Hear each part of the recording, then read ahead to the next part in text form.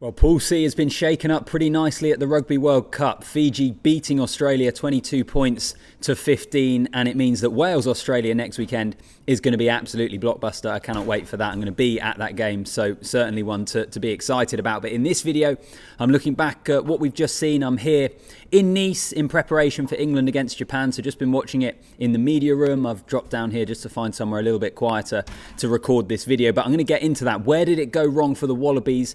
And where does this leave you in terms of who you think is going to get through in Pool C? It's as fascinating now as we all hoped it would be before the start of the tournament. So drop a comment down below. Let me know who you think is going to get through in the group. But also, let me know what you made of this game overall. Fiji, brilliant. Australia, huge amount of question marks over them. So like the video, subscribe to the channel. Let's get into it. So my big takeaway from this game was it looked like an Australian side to me that when they were behind in the match, the inexperienced side that Eddie Jones selected came back to bite them. In that I was looking at who was coming off the bench and I was looking at the experience in the team, the leadership in that team, and I'm not sure they quite had enough to be able to get themselves out of what was a pretty tricky hole that had been dug for them. If you look at Michael Hooper and Quade Cooper, and maybe those guys should or shouldn't have been selected, but it was big news when the squad came out. And in matches like this at a World Cup where it's an arm wrestle, it could go either way, you're under pressure. I just felt like there maybe wasn't quite enough experience, quite enough leaders out on that pitch to be able to get them out of trouble. I might be wide of the mark there. You can let me know if you agree or disagree. But that was kind of my big takeaway. And I don't necessarily blame all of the players. I look at a young Carter Gordon and look, he absolutely messed up horribly for the Tuasova try. But he's young. He has to learn. And this is the way you learn, but it's a pretty brutal match and occasion to have to learn those sorts of lessons for a young fly half. And then, as I say, I look at, if you could have had a Quade Cooper coming off the bench, if you would have had a Michael Hooper and everything that he's been through in his career, I think Australia might have had a better chance of getting themselves out of that game. Because actually, look at Fiji, with the greatest respect to the Fijians, and actually I'm going to get onto them, they deserve a huge amount of praise. It was almost a textbook way of how to not close out a game, in that their line out wasn't functioning. They were coughing the ball up. You thought that the Wallabies might be able to get an opportunity, and in the end they couldn't quite execute. But from a Fiji perspective, this game is absolutely massive. I know the Wallabies will be absolutely gutted, but from a Fijian perspective, it's a huge result. It's a huge result for Pool C. No, you're all good. No worries, mate. I'm just in the cafe down here, so there's a little coffee and tea and food station over there, so people are coming and going. But from a Pool C perspective, it was exactly what the competition needed, because there was a danger, had Australia won this game, that it would have been done and dusted.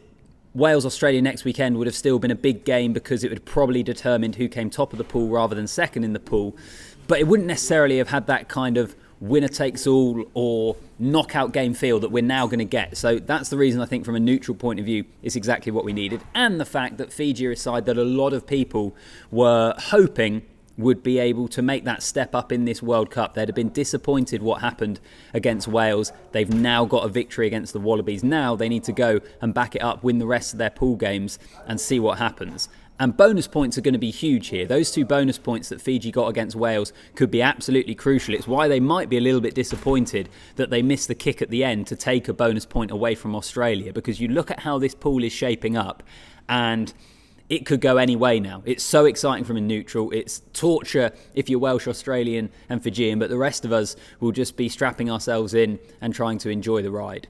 So from Fiji, I mean, they did what Fiji do. They keep the ball in hand. And actually, one of my big takeaways from having watched them is I think ball retention is something they've massively improved on.